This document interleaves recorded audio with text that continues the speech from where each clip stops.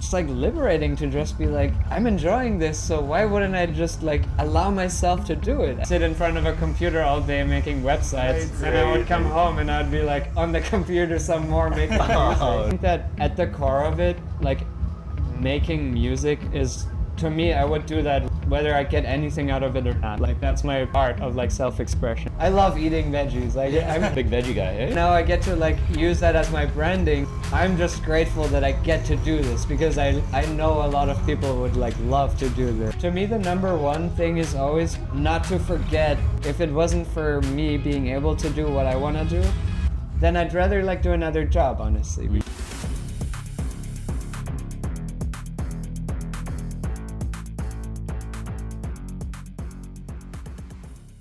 Hey, let's talk about the craziness of summer sound right now. So it just started raining. It just started raining. I think you missed that part. Yeah, I don't think you got the rain, hey? Nah, it looks like the weather switches a lot. Winnipeg's different. What are your thoughts of summer sound so far? What was the vibe like, the whole set, and seeing the crowd? Yeah, it was really sick. I mean, I didn't really know what to expect because I've never been to Winnipeg in general. First time here, so yeah, seeing like the big crowd and like everybody being like into pretty much anything we played, honestly. Like they were really into the heavy sound, they were vibing to the deeper stuff. Like it was really cool to see. I love that. Like I think we had a good like connection with the crowd. Nice. Was Winnipeg is one of those crowds and cities where the city is so small, but the energy that we bring is massive. Yeah, absolutely. Yeah. And I think oftentimes you can tell also in places where there aren't like shows every single weekend, like that, especially like dubstep shows. Yeah. Like people are like hungry for it, so they go like extra hard when there is something, and I love to see that. What was it like going back to back with, or B2B, back to back with Level Up? Yeah. It was really fun. We actually gel really well. Like I think the back to back like works out. Like we've done it like 2-3 times now, and just like we've kind of like learned how we work together and how to do the transitions and stuff like that. And like after you do it a couple times, it's like this just feels right. Like it was just so how did it's super well. How do the back to backs do it work? Do you play a song and then she plays a song, or we usually have like little sections of like 3 to 4 tracks each, and then we'll like go back and forth Okay, so it's not like 2 DJ sets at the same time mixing and no, because we play like kind of different styles. Like her style is like a little bit more in the like heavy direction, whereas mine is like slightly more minimal. So like playing like 3 to 4 track sections helps to like stay in that vibe a little bit and then switch it up. Yeah. Is it hard to come up with like a flow with someone that you're doing like a back to back with? Like, is that hard to? Do you guys talk about it beforehand, or like how much planning goes into something like that? Yeah, we definitely do a little bit of coordinating the set, and like I like to also kind of adjust my set a little bit to the style of the other DJ, and I think that kind of helps. Like for example, if it's someone that plays like really heavy, then I'd also want to go like into my productions that are a bit more heavy. And then I think that sort of vibe like fits better together. But yeah, like we like talk a little bit about it before, then we like try it out, and like with her it just worked really well. What was it about music and the EDM scene that really got you to want to say, I want to make music?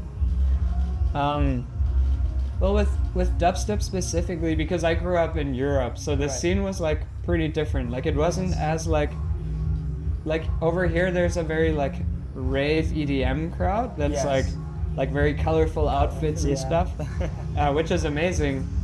But in Europe it was different in the sense that there were a lot more people that were like dressed in all black, and just like going to listen to the music. It was really like the production aspect of the underground dubstep specifically, because it was like very robotic sound is what got me like super into it. And then getting that to like an actual stage, it's just a different energy when you play it like on a big system. So going from back then, from those underground venues, and now bringing it to like here in like North America and like seeing like a different crowd react to it, it's like it's really sick. Yeah. So that's what like kept me going over the years too. Is it's like just a progression of it. Is this something that you always wanted to do, or was there another dream that you had that this kind of fell into play? Originally, I wanted to, like for work, I wanted to do programming. Okay. Oh, wow. Like Yeah. web development especially. And then when I was there at work, I was just thinking about music all the time. So I was like, all right, I'm gonna quit and Yeah. just like focus on that full time. Did you do it music on the side while you were working, or Yeah. Yeah. Okay. For sure, yeah. So I would like sit in front of a computer all day making websites, Right. and I would come home and I'd be like on the computer some more making music. Oh no. It's just like too much energy, like too much time spent staring at the screen. Yeah, Yeah. no, definitely. When did you make that decision of, hey, I think I'm gonna go full time into this. I'm gonna take that leap. It's a hard leap to do. A lot of people have Oh, passions, for and a sure, lot of yeah. people, and can be scary. It's Yeah. scary, like a comfortable, nice and paying job to all of a sudden, hey, I'm doing something crazy. I'm traveling the world, but hey, this is Yeah, not it was guaranteed here. definitely scary. Like Yeah. 2018, I had the opportunity to get my US visa, and I was still working at the time. So then I was like, okay, like either I do this now or it's like, because like when I have my US visa, I couldn't like work at the same time. Like I had to be in the US to tour. Yeah. So I was like, all right, like I'm still young, like I gotta take this opportunity now and do it. You gotta do it while you can, right? Exactly. Yeah. Did the people that you were working with know that you were a DJ? Yeah. Okay. Yeah, my boss was actually like super nice about it. Like he was like, you know, because I told him like sometimes I just had to like compromise a little bit because I was like, yeah, I have to go to this show. Like I really want to play it. Like, and he was so understanding. Wow. And then when I came into his office and was like, okay, I'm gonna quit to focus on music, he was like, yeah, I could see it coming. Like it's fine. Like it was actually like really nice about it. Yeah. Do you remember one of your first wins that you got, whether big or small, that you were like, wow, I can't believe this has happened? I'll give you an example. Like when we first started, we got one comment on our first video, and I was like, it's done. We're top. We're done. It's over. We peaked. Do you have a moment like that, either big or small? Yeah, definitely. Like back then, there were a lot of these like radio stations in the UK where DJs would play out music. Yeah. And I remember specifically like some of those guys just like starting to play my music. Yeah. Like I would just send them like a few tunes, and they would like I would just hear one of them in their sets, and that was like one of those moments where it's like, wow, like this is something that I made like in my room on headphones, and then like hearing somebody play it out was like really special. Yeah, that's amazing. Yeah. That's amazing. What was it like going from like the UK scene to like US and now Canada? Like how does the EDM scene differ from place to place, or is it pretty much so? Yeah, it was definitely a big change. Also, like in terms of like the artistry, like in Europe, like nobody ever talks about branding, for example. Okay. So when you go to the US, it's like very like branding is like always like a big topic, but because a lot of us like don't think about it that way, like that's a lot that I had to learn like and adapt to, which is like it's great because it helps a lot. And I think for me, like my whole branding is about like vegetables, like because I'm see your vegan, hat, yeah. and like the veggie thing is just like a way to make it fun. Yeah. And I think like a lot of those things that like initially they were hard for me to adapt to are things that I like really appreciate now, because like I can show a lot of like personality through that, because Yeah. like I love eating veggies. Like I just like Big veggie guy, eh? yeah, like health food is like that's what I'm into. Yeah. And now I get to like use that as my branding and sort of like show my personality through that. Whereas like in Europe, that would have been seen as like a weird thing in a way. But now it's kind of shifting back to where like if you go back to Europe, like people actually appreciate that sort of thing now, because it's like a different like the American stuff always has an influence on Europe too, Yeah. so it's like cool to see. Is the way that like marketing for like a DJ or artist done the same way in both areas, in the sense that like social media is still huge and like things that way? Is that trend still like the same in places? Or do you Social think- media for sure. Yeah, Yeah. I think it's become like a big thing everywhere now. Got it. Yeah. Was there ever a moment that you thought you would quit music? where it got super hard, or I would say no. Like, I think that at the core of it, like, making music is, to me, I would do that whether I get anything out of it or not. Like, that's my art of like self-expression. Like, it's just a hobby. yeah, Where I would say it becomes like tricky sometimes is just when you do a ton of touring, which is like, it's amazing that I get to do it, but it can be very exhausting. Yes. Yeah. So like at the end of a long run, you're like, damn, like I want to like slow down a little bit. Yes. But never in the sense that I'm like, oh, like I want to quit altogether, because like I think I'm just grateful that I get to do this, because I know a lot of people would like love to do this. Yeah. So I feel like very privileged that I get to do it. So it's like I'm just grateful that I have that opportunity. Yeah. What's one of the craziest tour runs that you've been on? So like location wise, place to place, like what's one, and or like minimal sleep, like what's one of the craziest ones you've had? Honestly, this one was pretty recent. Okay, let's hear it. I went to a week and a half to Europe. Then I flew back to LA for 3 days, and then to Australia for a week and a half. Oh no. And it was just like getting used to 3 different time zones within a really short period of time. Like, you just get used to it, then you go to the next place and you're like completely thrown off again. Yes. Yeah. It's Wow. just like, yeah. Do you have any like tricks or tips that you do to like combat that, or is it just like I just got to get through it? Yeah, it's Like- I mean, it's kind of like eating healthy is definitely a big aspect to it. Yeah. And then just like learning to sleep on planes, honestly. Yeah, okay. That was definitely tough at first. Like, I would always get so frustrated because like sitting up and having to sleep is like the worst thing. Yeah. Like, can you imagine Yeah. having to sleep No. on this bench Yeah. right now, like sitting up? It's So like, what is your trick to sleep on planes? a good travel pillow. Like, one that's like, I like the ones that are like pretty stiff. Right. Like that actually kind of like hold your head so it doesn't like Yes. flop around. Yeah. So then like it just holds it like this, and then when you like at the end of like a 6-hour sleep on a plane, your neck won't hurt, which is like a big thing. But I mean, it's still not great, but it's what it is. Yeah, that's so. Do you do anything like with like melatonin, or like I've seen some documentaries of like business people who will like track their sleep and force themselves to stay awake for a certain period of time so they get used to that time zone. Melatonin is a good shot. I always feel really strange when I take it. Like Okay. something about like when the tiredness after you take, I don't know, have you guys taken it before? I have, but I honestly think for me it's just like a placebo. Like I think I just took Right. it to be like, oh, now I'm going to bed. Yeah. Like I don't think it actually does anything That makes for me. sense. I also don't travel the amount of travel that you are doing. So I mean, to me, this could also be a placebo, but after I took it, I just started to feel this like weirdly unnatural tiredness. Like, Okay. and then I had the craziest dreams. Like, I don't know what it is. Like, yeah, is it? Go ahead. Well, you know, we saw on your Instagram that we asked you this over there as well in the artist green room, but your experience with Marshmello. oh yeah. What was it like, and how was it working with it?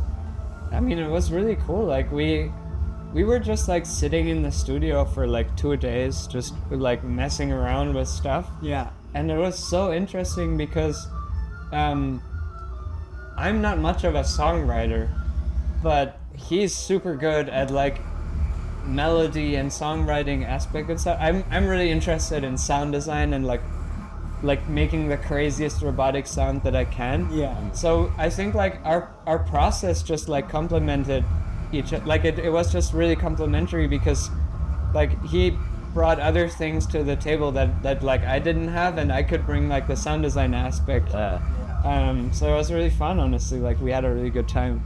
That's amazing. That's amazing. In terms of like getting into this, do you have a lot of like artists reach out and ask you for advice on how to get into this world and like get to the position where you are? Yeah, I mean, And then what do you tell them? there's definitely like I also have a course on my Patreon, like a masterclass where I talk exactly about this like quite a lot. So naturally, like I have my DMs open on there so that people can ask questions. So I do get that like quite a bit for sure, where people are like just curious, like what additional advice I have for them. And like, to me, the number one thing is always like not to forget why we started doing this, right? Like, I think it's so easy to like look at social media and like compare yourself to all these other guys and what they're doing, and like it's easy to get lost in that, because there's a certain amount of pressure of like, I have to fit in, like I have to make this format of content to pop off and stuff like that. And it's like, then you kind of forget like the actual like enjoying the process of making music. And like, to me, I never want to lose that, because that's what keeps me going in it. Like, if it wasn't for me being able to do what I want to do, then I'd rather like do another job, honestly, because it's like that aspect is like really important to me as an artist. Yeah, we talked about your like the branding behind the vegetables. Where did the name come from? What name? Your Infekt. Like, Infekt. Yeah.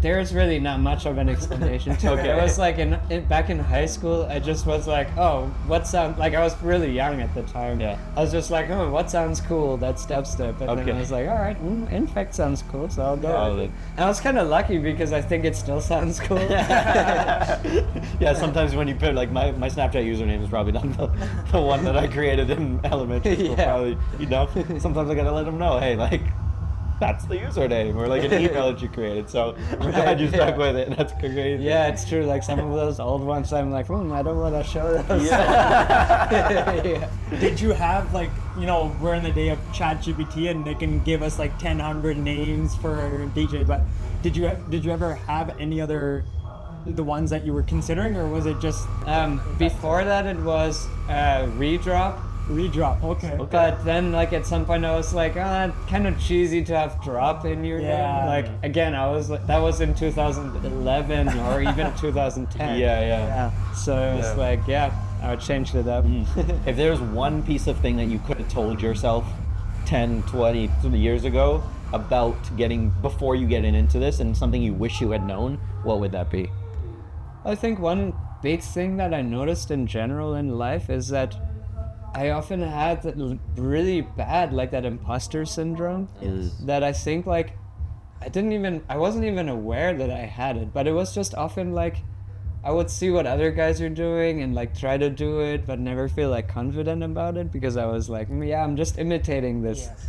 And it just took a long time to kind of like liberate myself a bit from that and be like confident in my work. And then I think, like, if you have that confidence and people feel that as well, then it's like, it's just a bit different. How do you deal with that? Like, I mean, to be honest, we feel some of that too. You know, some of the opportunities that we get, the places that we've been with this podcast, even on a Winnipeg scale, like, sometimes I'm like, I can't believe I'm here right now. Like, what is going on?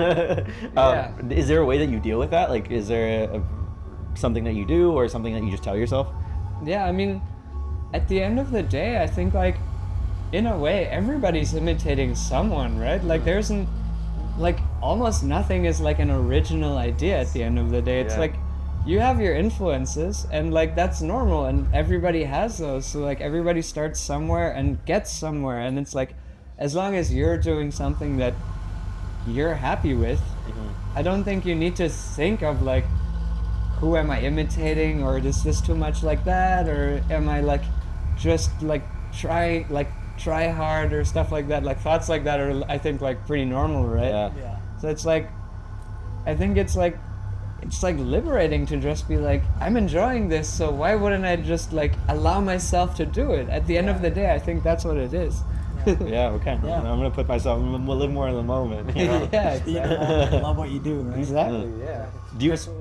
Do you get a time to reflect at all? Like, I know you're going show to show, back to back. Like, do you take like specific time to reflect and like, oh my god, I did this, or I did this? Like, what does that look like for you? 100%. Yeah. I mean, there's a lot of that. Like, just, I also like reading a lot. So it's like, I read a lot of self-help books, and I think they're very like, they often like nudge you to reflect. Yes.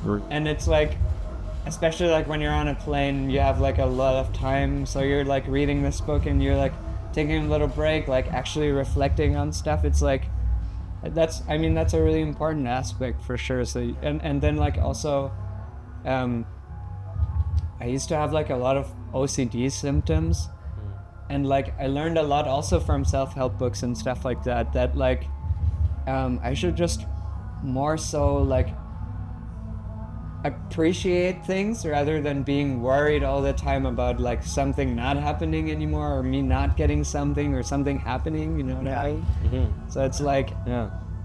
You learn a lot. and it just comes back to like being in the moment more, appreciating more what you're doing now. Yeah. Wow. I appreciate that, Christopher. Thank you so much for your time. I know you have to be out of here by 11, so we won't take up much of your time. But thank you for sharing your wisdom with us. And thank you for your time. I appreciate it. Oh, great questions. Thanks for having me. Love. Appreciate Thank you it. guys. Thank you. Like, comment, subscribe. We'll see you next week. Peace.